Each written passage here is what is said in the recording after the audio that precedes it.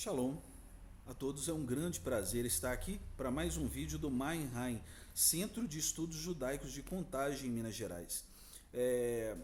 Nesse vídeo eu gostaria de falar sobre as práticas de Kabbalah, né? As práticas e os rituais cabalísticos sejam para prosperidade, desenvolvimento interior,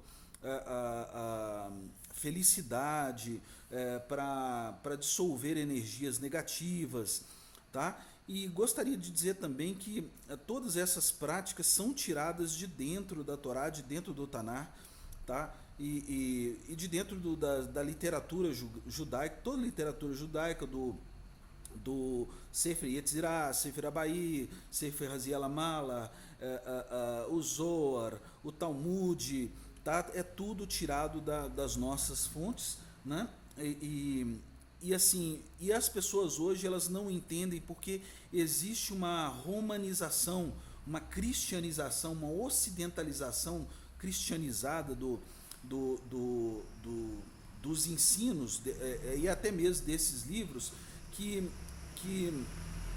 não deixa que a mente das pessoas, né, venha captar esse tipo de coisa, ainda que ele leia e que ele veja que essas práticas existem dentro dos escritos, mas até mesmo o povo judeu se sentiu vamos dizer assim, suprimido em não realizar isso por causa dessa filosofia ocidentalizada que nós vemos hoje, mas ela não faz parte da Torá, tá bom?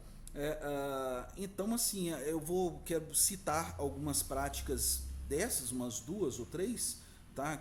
São as que me vêm mais rápido agora de memória, né? Uma primeira é a de Yaakov, né? Yaakov teve um sonho e nesse sonho ele viu que os rebanhos produziam malhados, pintados e tal. Então ele pega lá as varas e coloca dentro da água dos rebanhos para o rebanho tomar aquela água com aquelas varas, e aí o rebanho, né, realmente produziu de acordo com o sonho de Yaakov.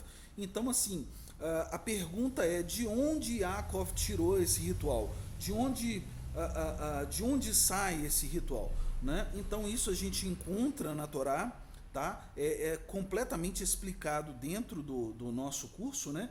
Você encontra isso dentro da Torá, e o mundo ocidental não pode entender esse tipo de coisa. Por quê? Porque o mundo ocidental ele é planejado para pensar conforme a cabeça do homem, conforme as teorias do homem, conforme o desenvolvimento humano somente, tá? E a Torá ela não é planejada assim. Tá? E é por isso que as pessoas não conseguem entender isso. E se você fizesse isso hoje, você pode ser acusado de um monte de coisa. Você pode ser acusado sei lá, de bruxo, de feiticeiro e um monte de outras coisas que, né? Mas são práticas que existem dentro da Torá. E as pessoas leem isso, mas essa parte, eles excluem essa parte. Né? Então, assim, essas são as partes que nós não excluímos. Né? Nós estudamos o texto todo na sua integralidade, ou seja, o texto ou ele é integral ou nós podemos considerá-lo, porque se você pega uma parte do texto e exclui as outras, o texto não é integral. Né? Um outro claro exemplo disso era a mulher quando era suspeita de adultério. Né? O esposo chegava perante lá o sacerdote e falava: olha, a minha mulher, eu tenho suspeita que ela está me traindo. Então, o que o sacerdote fazia? Pegava um pedaço de rolo, de um pergaminho de animal cachê, e exatamente como o da Torá, né? E esse pergaminho, ele era colocado, ele era escrito essa parte da Torá em questão e colocado dentro de um vaso de água, e a mulher bebia aquela água, tá? Então, caso ela tivesse realmente traindo o marido, o corpo dela descaía completamente, ela ficava feia, infértil e tal, e aí era descoberta a traição dela. tá? Então assim, imagina hoje a gente fazendo isso, você suspeita da sua mulher de adultério e tal, e você escreve lá num pergaminho, coloca dentro da água e dá para ela beber para ver se ela realmente está te traindo. Então assim, esses são rituais que existem dentro da Torá, que eles estão lá, tá? E eles existem, tá? Eles não podem ser negados, você não pode negar esse tipo de coisa, né? Né, o texto na sua integralidade ele deve conter esses rituais. Esses rituais eles não podem ser simplesmente excluídos, tá? Uma outra coisa é o tefilim, né, que são as caixinhas que a gente coloca, né, no braço e aqui no centro de cima aqui da parte da cabeça para poder fazer preces e não sei o que, tá? O que uma pessoa que nunca teve contato com a cultura judaica, o que uma pessoa pode pensar de uma coisa dessa? Fala assim, mas que povo louco, um povo que coloca caixinha na cabeça e no braço simplesmente para fazer uma prece, né? Então esses são rituais que existem lá dentro. Alguns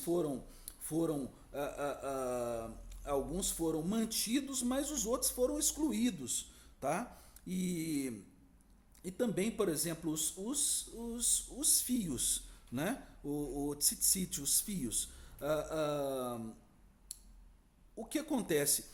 É mandado, né, que o judeu tenha os fios para poder lembrar de todos os mandamentos da Torá, etc. Então é para isso que serve o tzitzit, né? Mas é uma pessoa também que nunca teve contato com a cultura judaica pode falar assim, olha, mas você tem que amarrar uns fios no corpo para você poder lembrar que você deve guardar o Shabat, que você deve